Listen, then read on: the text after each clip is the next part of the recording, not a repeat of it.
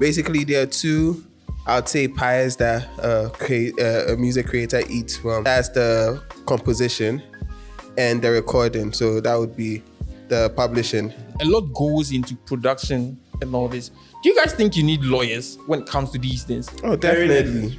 Definitely. It's needed. Yeah. Don't sign any. I mean, it's important to sign a contract for all your compositions. Everything you work on, you need to sign an agreement for a split. And if you don't understand anything that's on it, that's where you need a lawyer. Yeah, lawyer up, because some producers get lost in or creatives in general, they get lost in the days because they enjoy the process more than they enjoy the politics. So if you feel like you're not the type to dabble in the politics or the business end, always lawyer up. That should be the first person you consult before even getting to a manager. Hi guys, welcome back again. The name is Kojo Junior and this is Play It Right Podcast, a music right podcast where we talk about anything and everything music and anything that I feel like a musician or a music producer or anybody in the creative space should know. So I'm here with two big, I'm looking at the mic right now. I'm here with two big people. When I say big, I mean big. Forget. So on my right, I'm not going to say it, just tell them. Let them know. My name is Queso from Temaland. What? That's all right. And on my left, This became so from Tema. Wait. You said you're Queso from Tema. And he said he's Queso from Tema, Charlie. You're trying to confuse me about Charlie. Okay. All right. Oh, I'm Kuvi.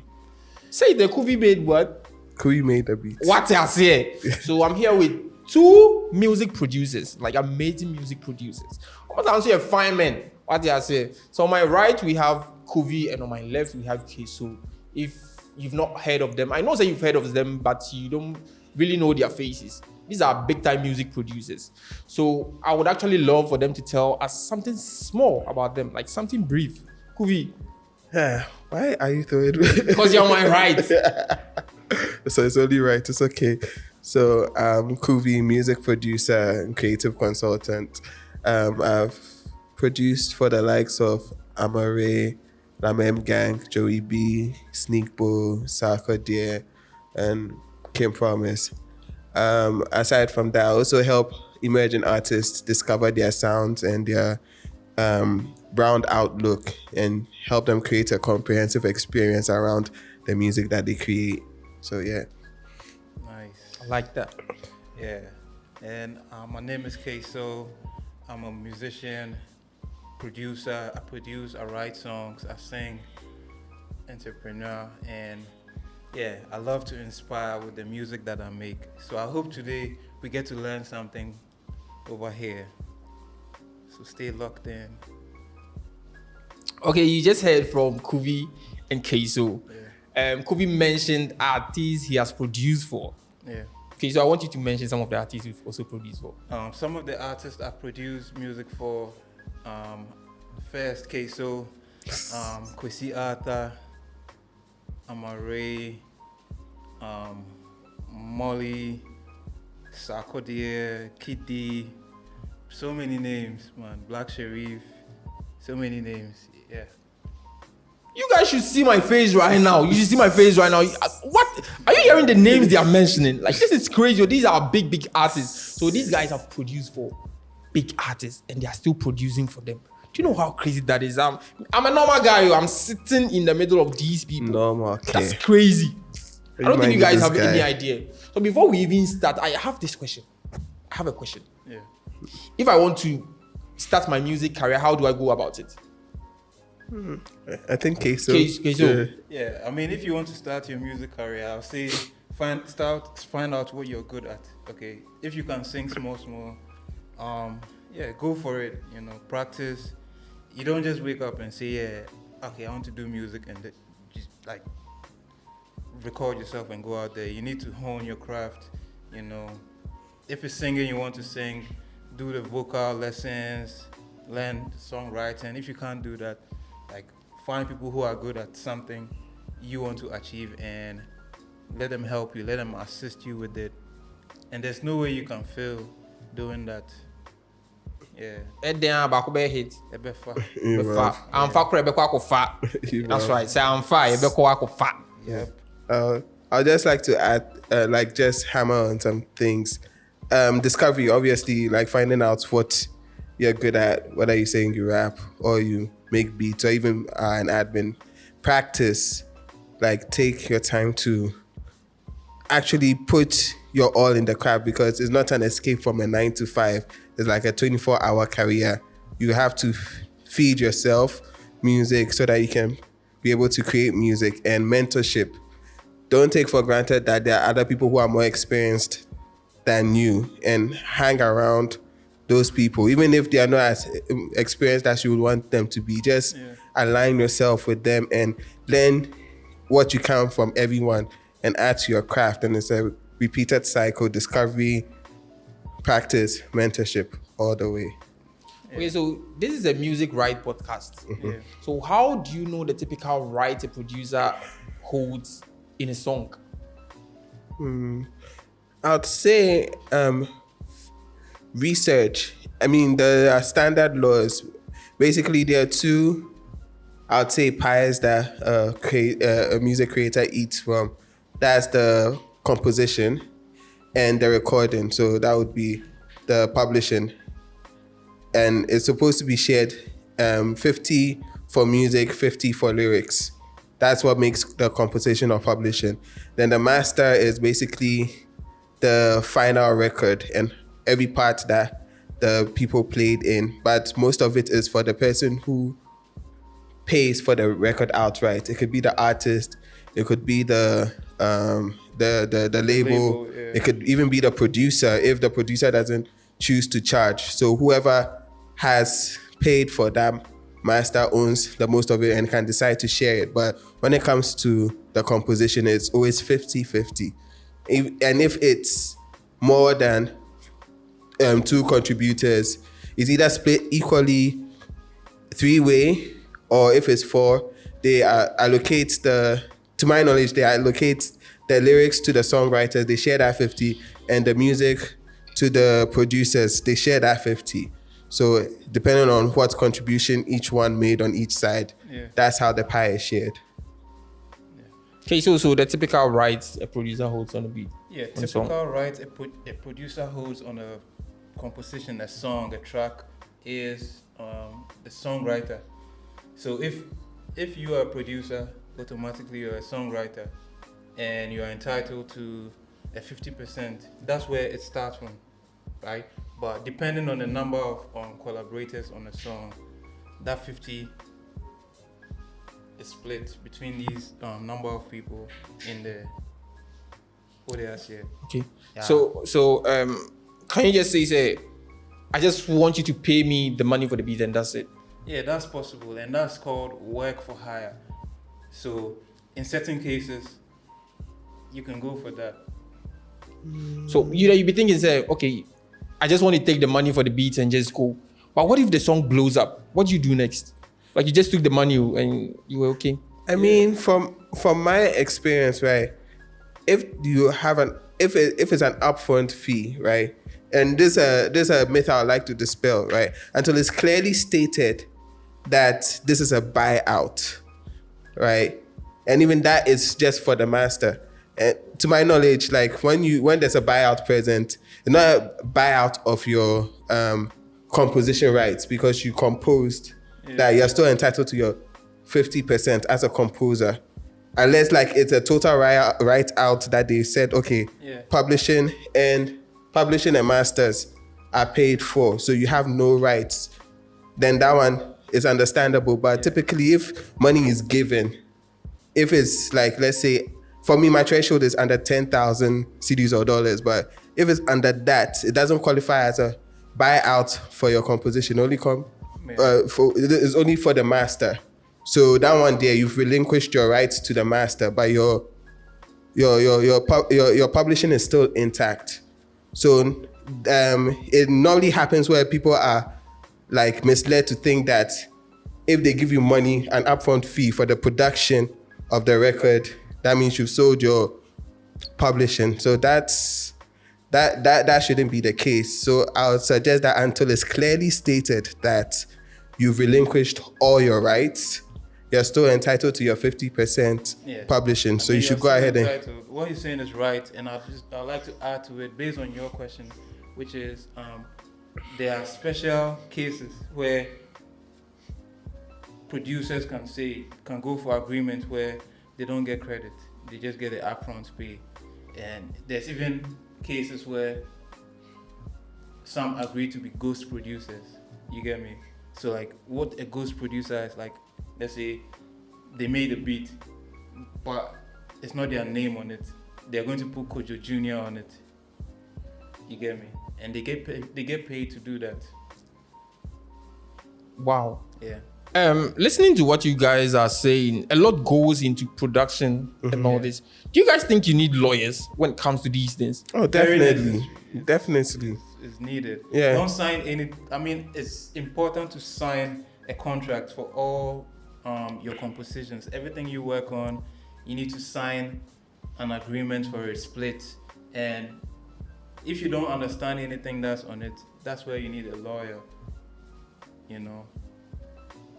Don't just sign anything you don't understand. Yeah, lawyer up, because some producers get lost in the, or creators in general, they get lost in the days because they enjoy the process more than they enjoy the politics.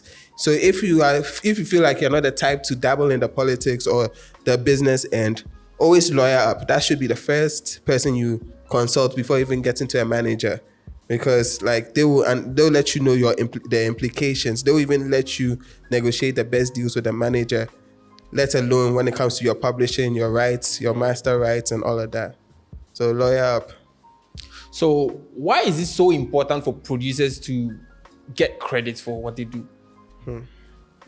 I'd say it depends on the stage. If you just entered the game, right, you would want people to know that you produce. You would want people to know the records that you've been on, so you can do it by way of adding your tags and or emphasizing, like in the producer's agreement, that your name should appear in all press material that has to do with the record, so that when it comes out, people know. If you've reached the intermediate stage, you wouldn't really care so much about it. And even if you reached the pro level, like, it will get to the point where people can tell from your production that you are the one behind it. But still, people are inclined to want to let people know. Yeah. But I think the energy met to wanting to get credited at each stage differs. It leans more when you are just entering the game and you have gotten some buzz and you want people to associate the name to the sound. Yeah. And it becomes less when you are established, and you have the confidence that people know that you are the brain behind the sound.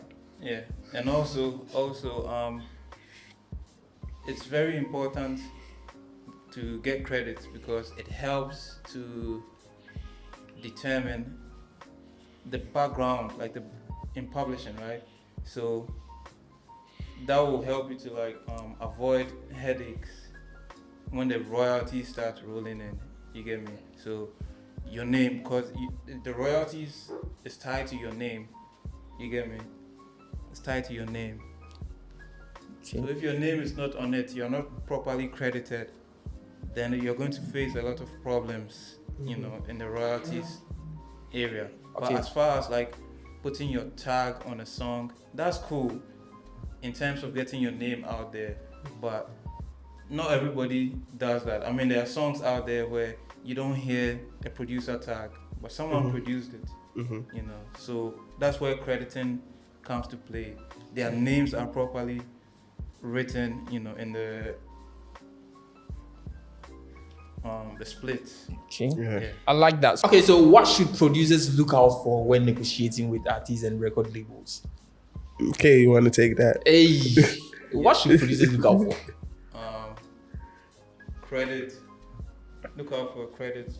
Royalties. The royalties part is very important because that's residual income, So that one is more important to me.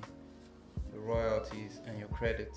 That's how come you can get more jobs, in this industry, because it's referral based. Okay. And the more people know, oh, you're the one that do this, you're the one person that does that. Yeah. So look out for your royalties And your and credit. your credit. Yeah. Okay. All right. So credits, as he said, royalties, but royalties in the sense of your publishing. What's your cut in the publishing? Yeah. What are the points that you're getting for your master? Then the terms of conduct for that agreement. What they will require of you as the producer in your promotional efforts, because those things are important. You don't just sign over, then next time they call you, they are like, oh, you're not posting this, you're not doing that, you're not doing this, and it's all in the contract. You have to be aware of that so that there's not a breach. Then the duration and what the other terms relating to the ownership of the song entail. Those are the things that you have to look out for and bargain to get what you deserve. So when it comes to sharing, yeah, how do you guys do it with artists, producers? Like when it comes to sharing, Nankasa? Okay, so I'd say if it's, let's say, an artist and a producer, right?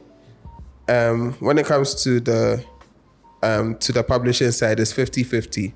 So 50 for the lyrics, 50% for the lyrics, 50% for the musical composition, and that's where the producers come to play. But let's say it's 4 contributors. Let's say three songwriters and 1 producer, right? It could be that they would still decide to share it equally because they all contributed to the composition, so everybody gets 25. But ideally, it's supposed to be the writing bit, the lyrics bit being shared by those who wrote the lyrics, and the other 50% going to the producer. Then when it comes to the master royalties, right?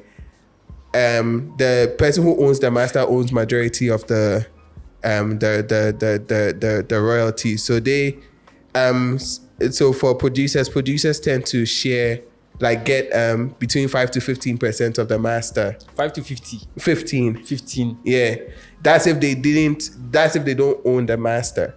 If the label or the artist themselves own the master, because their understanding is that the master doesn't just entail the purchasing of the record, but all the things that go around the record, like the promotion, marketing, video expenses, and whatever expenses have to do. So whoever bears the cost of marketing and promoting that record, like outright owns majority of the masters, and that small percentage, that 25% or 30%, is shared between the artist and the contributors, the performers and the contributors on the song. COVID, to the average Ghanaian watching us right now, they might not know what masters means. Can you please explain it to them, like very brief? All right, so the master is the final song that you hear out, like in layman terms, the final song that you hear out on radio, song that has been streamed, the song that has been put on CDs, cassettes, anything that you can play music on. So like the earnings that are relating to that that output or that copy that you hear on all platforms, that's what you call the master. Okay. Okay. So Yes. the agreement of sharing, like how do you go about it with, as a music producer, how do you go about it with artists? And Okay, so basically, after the song is done, we've been in the studio, yeah, beats near I do sign splits with the artist, and most of the times the artists are signed with labels. So with the splits, the artists do their part, do their splits with the label, and then I get my 50% in publishing from that record. And then the masters too, like you said, the master, that part you get points on it, like a small percentage of royalties. That is if the record is being sold, on iTunes and other platforms, you get a small percent. I get a small percentage on that because I produced it, or the song is being performed on a big platform, stages, BBC, stuff like that. You get me? So that's the master. My percentage in the masters takes care of that part. Yeah. Why do I feel like music producers are always hiding? Like you are out there, but you're always hiding because we hear K-So from Tema, Scooby made this beat. Do you get it? Like you're hiding. We don't really know your faces. Well, I would say that naturally we are cavemen, we are introverted. So like for me, I'm speaking personally, I'm more obsessed about the process of making music and putting things together than the limelight. And I don't know if that's a flaw or a trait that I need to work on, but I enjoy being behind the scenes, and that for me, that's where most of the fun is at. It's not a conscious effort to hide or anything. It's just I prefer to be in the studio or just doing things that will inspire me, finding inspiration. So that wouldn't be in the streets or in the club or like where there's noise. Okay. So are you hiding? I mean, you are not wrong, and you're not right. There's some truth in it, which is most of the times to be able to put out the level of music that personally I put out, I have to be locked in, you get me? But I like to be out too, don't get me wrong. Just that I enjoy my space. I like being with my people, you get me? I don't like being in the mix. So you might not see me everywhere, but I'm outside. You're outside. Yes. I like that. So before you guys entered into music production, what did you tell your parents? Because Kuvi, I know something little about you and I don't know how.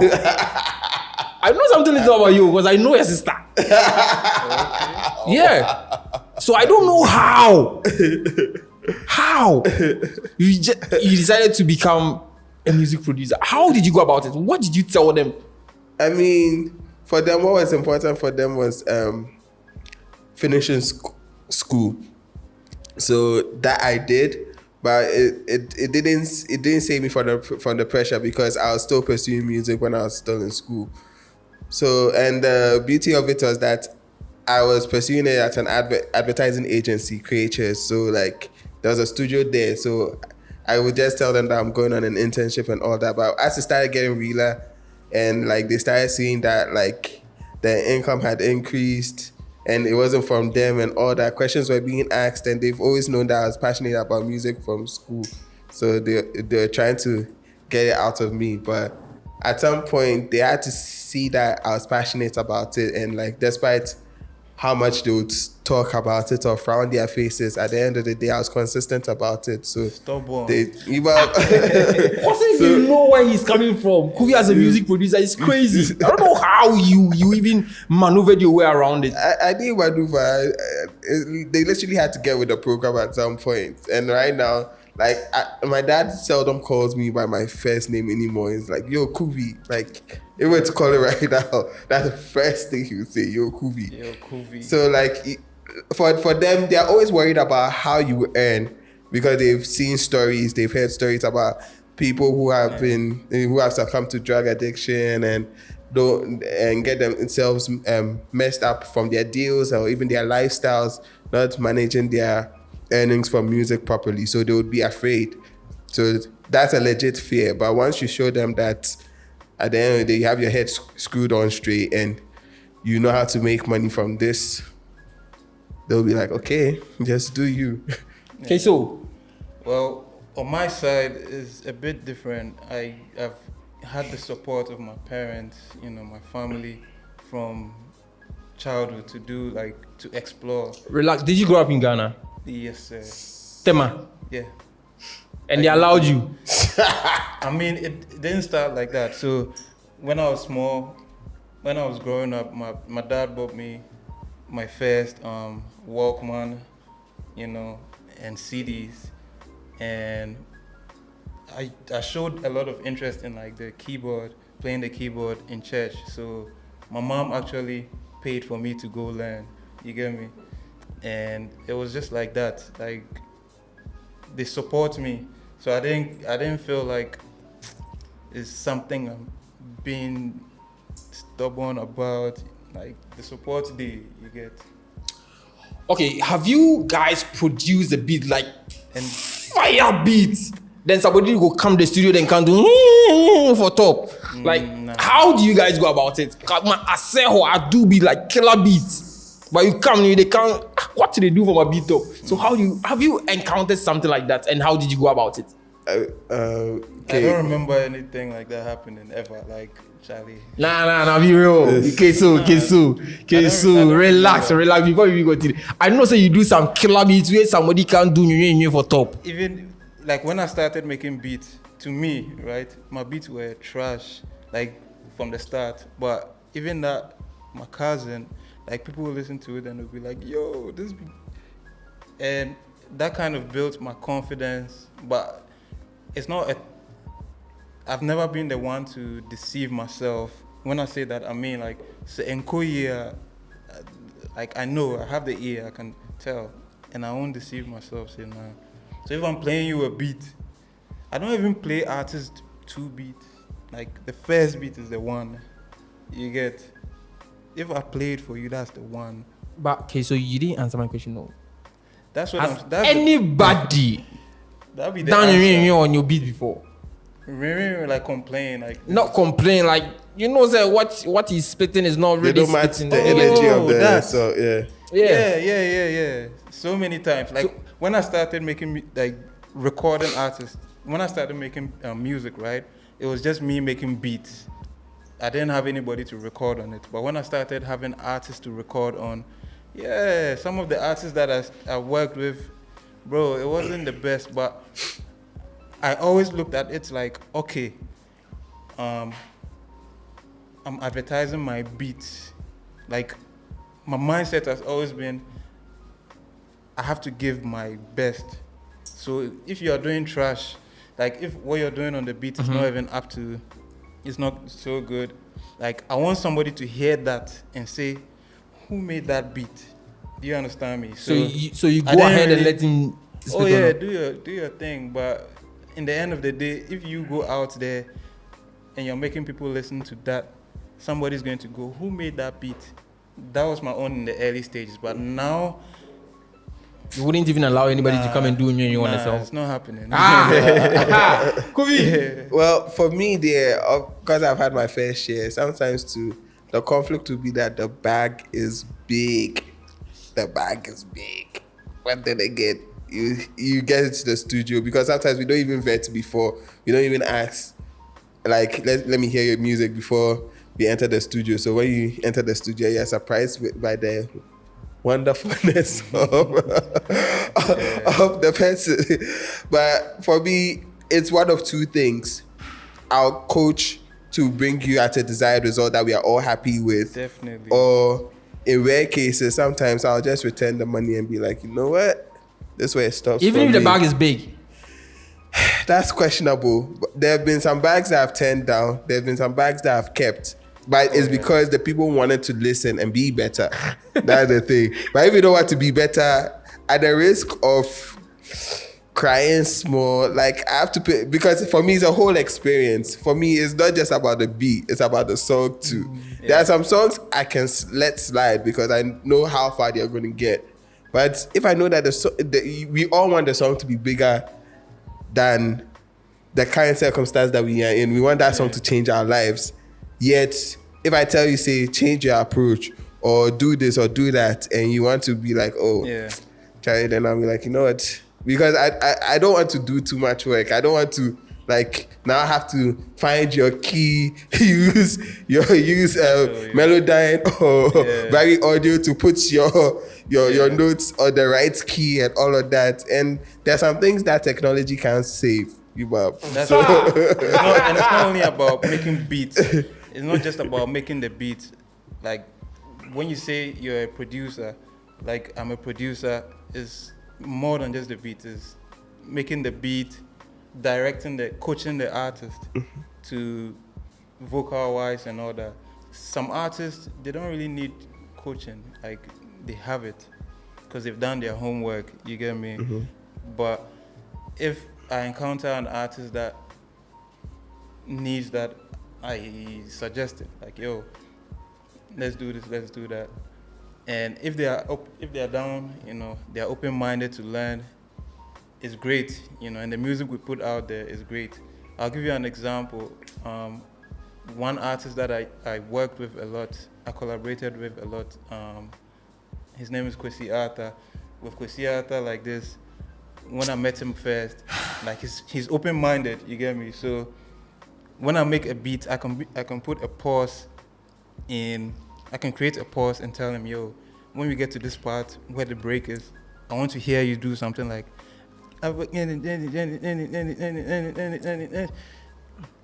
Okay, so now when he gets to that part, he puts, I forget it, get it. It just glues together nicely. Did you produce that song? Yeah, grind day. Charlie! Kwesi Arthur, if you are watching this, Kwesi Arthur, if you are watching this, I am one of your biggest fans, and I can't wait for you to be fully back. Like, I want you to be back and step on everybody's neck. Let's finish your move. That's happening. I like that. I like that. So, have you guys ever produced the beat and was like, nah, beauty with the end of the day, I will take my own beat. Like then you jumped on your own beat and you scored a pacha. I feel like you produced a song like that and it was a hit song. Well, what's as well, yeah. I said me, I did. Have you ever used your own beat before? You didn't give it to anybody. It was so hard that you had to use your own beat. I mean, the thing was that, like, for me, it was the inverse, right? I saw that it was a hot beat and, like, I put my all in it, but the person that I recorded on it was, was hesitant about it. That would be,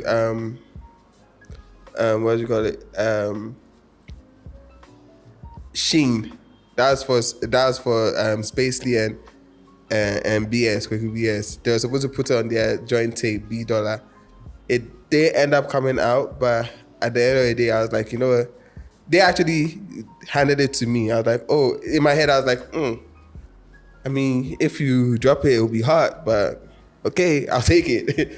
Because that beat was like an interesting fusion of trap and reggae for me. Yeah. Then like it's also a collection of beats that went over people's heads and ended up on my tape, or even like a beat like You and Me.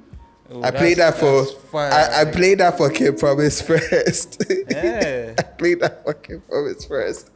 And like he didn't grasp it. And today till date he swears that he never heard it. But when Joey heard it, like he was like, you know what, let me try something. You and I, we need to talk. Yeah. Oh, and I'm a big fan of Joey B. Anything Joey B, sign me up. Joey is fire.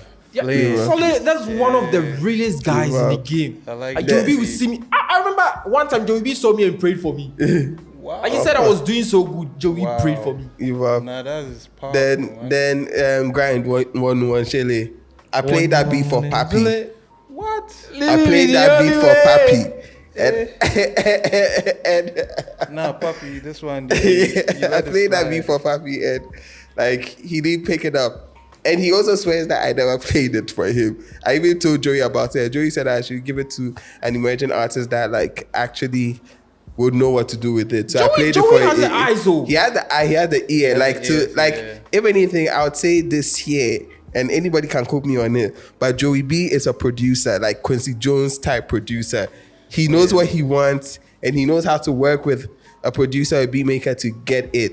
So like I can confidently say half the songs that I made for Joey, he co-produced them. I wouldn't even, what do you call it? Yeah, Joey. Like you can ask any producer that has worked with Joey before and that's had like a conclusive song out of it. Joey was involved in that process.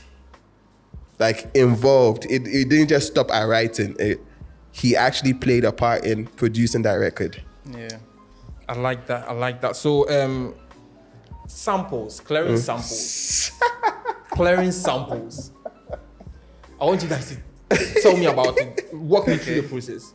The way you've laughed, there, Kubi, you have something to say. It looks like you have things on your chest. Kubi, talk to us. For me, yeah, like that's something I would like to avoid from the job. Like it could be like if you don't have a good relationship with the publisher, the artist, the label, and like any stakeholders involved in that process, try as much as possible to swerve it, because like chances are if it's for a big record, they'll collect upfront back from you to license the record.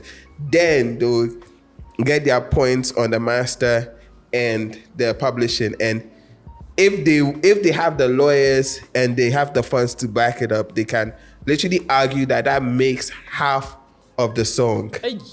No, because at the end of the day, if you're sampling, right, and all you're doing is adding drums and all that and bass, right, they can argue that is the composition, the full composition that you're basing the record off. So like at the end of the day, if that's the case, then it might be half. Like if you see like Thames, her record Higher, right? That's the same thing that they sampled for Wait For You, right? Like according to something that popped up from academics about ATL Jacob, the producer of the Wait For You record, she was haughty about letting the record come out because it wasn't representative of her, and the song was already big, you understand? And that song, No Chair, will come out before Wait For You. That's true. You understand? Yeah. So Drake had to call in, apparently, according to ATL Jacob, Drake had to call in Thames and be like, yo, let's do this. And they did that. And that's Drake, you understand? Yeah. So like Drake called Thames. I'm not going to do it for us. Sometimes your leg stack can determine your veto power. So like back to the matter, like sampling is a very, very tricky thing because like I said, you have to have a good relationship with the artist and or the label, the publishers, and just pray that they are not major publishers because you will sweat. Because if you are approaching Sony about a record that they own, do you know how many people are approaching Sony about records that they own? So you have to be patient. You don't have to rush the process. Some people are ballsy enough to like just put out the record and let them holler at them so that they can come to an understanding. But as much as possible, if you don't have the bag, if you don't have the lawyer, and if you don't have the publisher that will fight, please avoid sampling. And if you do sample, make sure you reach out to the artist, the label, the publisher, and all other stakeholders who can have a positive say before you close the record. Right. Okay, so about sampling. Okay, so clearing samples, let me break it down first. When we say clearing samples, that simply means getting the permission from the copyright owner of the record. Boom.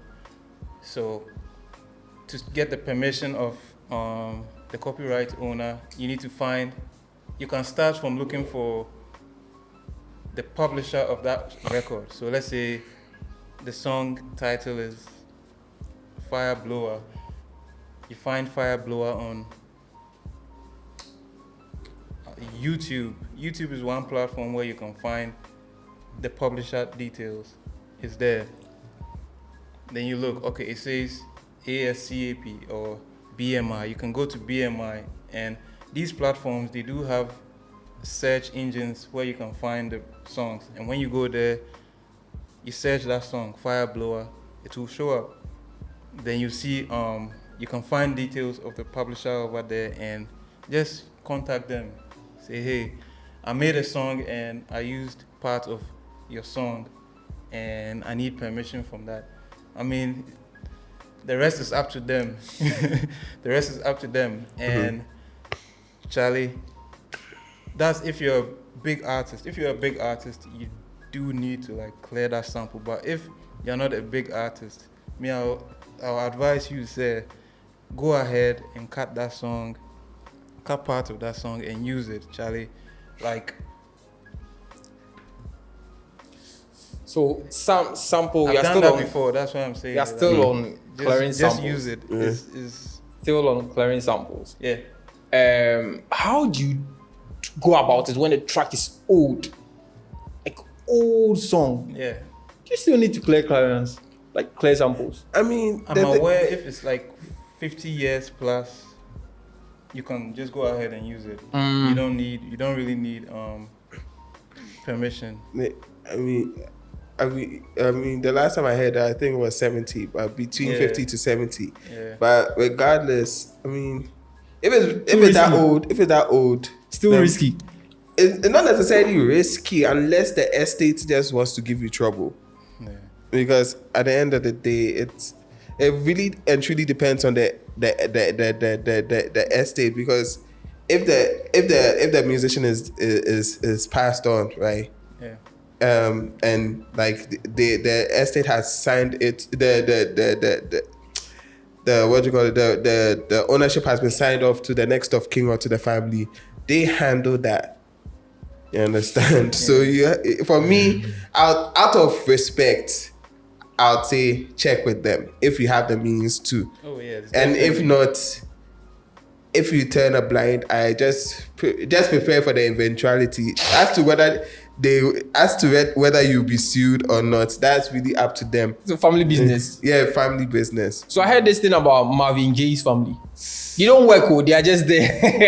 They are just waiting to hear you sample the song so that they can see you and get money. Yeah. I mean, Charlie, the Blurred Lines will tell you, I don't know what other records are there, but there was, the only person who had successfully won was Ed Sheeran. What you call it? That song, what you call it? Take me into your loving arms. I've forgotten the name of the song. They said that they sampled the Marvin Gaye estate said that they sampled a bass line, right? And Sheeran's argument was that is like a regular bass line. Then if that's the case, then they should sue everybody else that uses that bass line, that bass progression. And he won because. But like it's tough. It's tough because even with Blurred Lines, Pharrell made that beat from scratch, but he said that it sounds like a Marvin Gaye record, and it was identical. But Marvin Gaye, family business, man. Bruh. So what are the financial consequences when a producer releases a song without getting a clearance? Everybody from the label to the performing artist to the songwriters. The featured artists are the only ones who are exempted though, because let's say like somebody like T.I. who also featured on Blurred Lines, they lumped him out with like, I'm a featured artist. Yeah. I just wrote my verse and came to go. Yeah. So the people who are responsible are the songwriters themselves and the producer.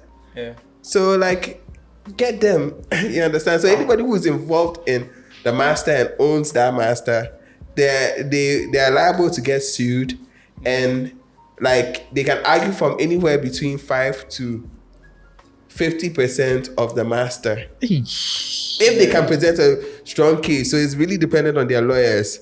So like any earnings, they will wait. And the practice is that they'll wait and wait and wait and wait till you have amassed the highest possible bag you can amass from that song. Then they come for you. Hello, my guy. You used this portion and that portion and this portion and that portion of this song. So I've come to collect. Then they'll calculate, you pay.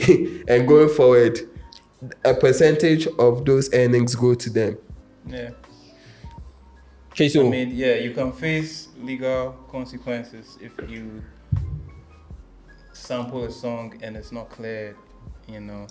I'll give you an example. P. Diddy sampled. Hey! He sampled a song by Sting. Sting. And that's one of his biggest the rock and songs. roll artist. Yeah, that's one of Diddy's biggest songs. It's every goes that. Because of that sample in there, Diddy has to pay Sting about $4,000 every week or every day. Hey, every week. So that's some of the risks you can face by like sampling. and like having a big song from that sample. So with producers, what other alternatives can you go for when clearing samples is actually a problem? Becomes a problem. Interpolation, like yeah, you can play.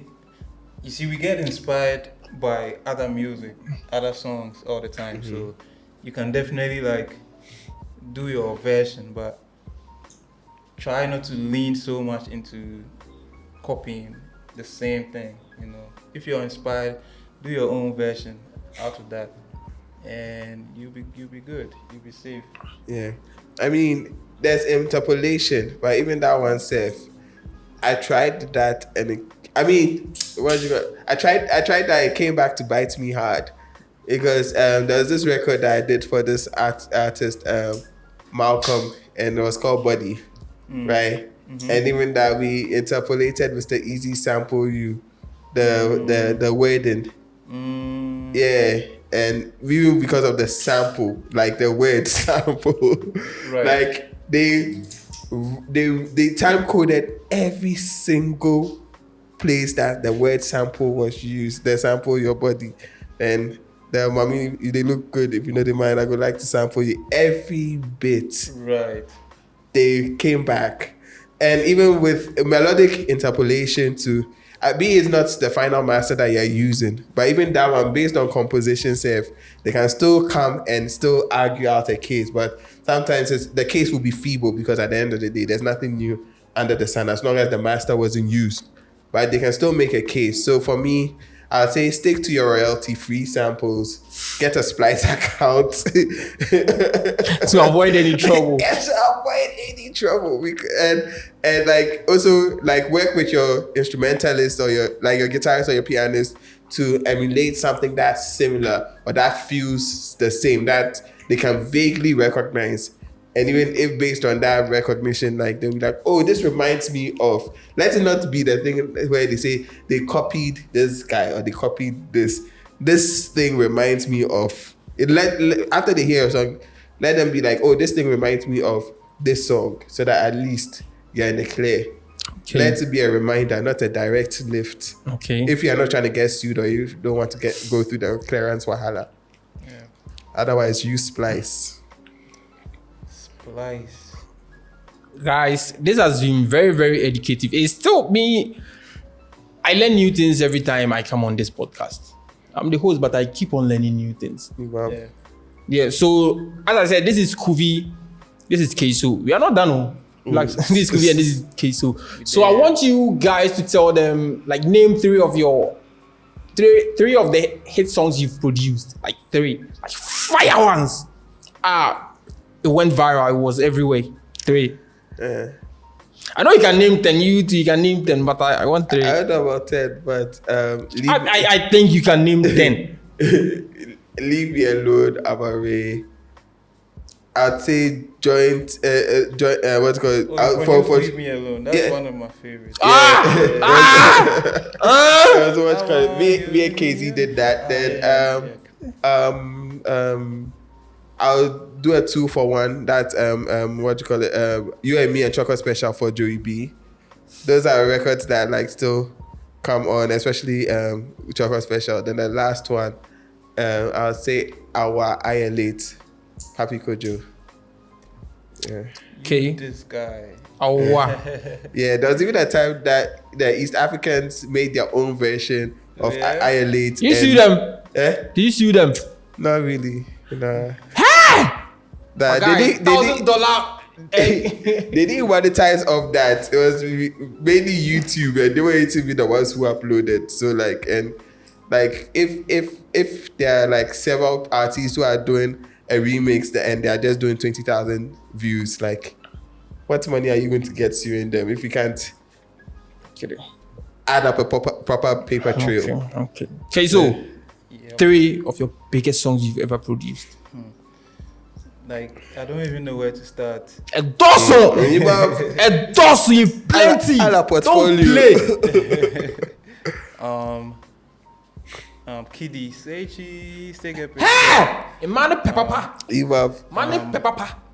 That would be one. And Kiddy again, like, oh, my God, man, that. Well, you actually produced that. Yeah. Oh. Now I think you guys should name 5. 3 is not enough. Oh. 3 is not enough. 3 is where I stop. Kwesiata, Grindy. Kwesi, Yeah. Kwesi, That's for 3. Kwesi, Yeah. Kwesiata. We need you back, Charlie. We miss you. We miss you. We miss you. So, guys, the next one is cash in hand and royalties. How do you guys go about it? Let's say a producer, you say, "Oh, just pay me this," or "I'll just wait for royalties." Oh, for me, like I said earlier, if it's under $10,000 or CDs, right? That's cost of production. That doesn't buy me out of my publishing, right?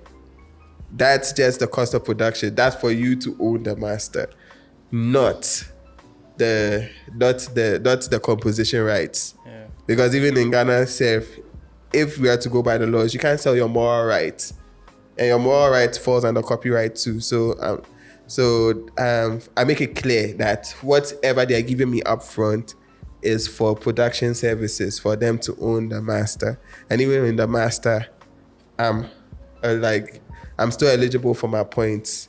Between 5 to 15%, you choose.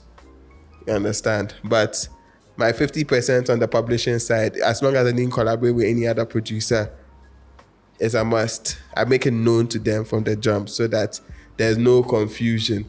Because I think one thing I used to suffer with was people thinking that me saying 50% of my publishing meant the master. And I know that once you are the label and you are investing, or you are the artist and you're investing, and you are taking up all the promotion costs, of course, you're not going to want to give out 50% of your master.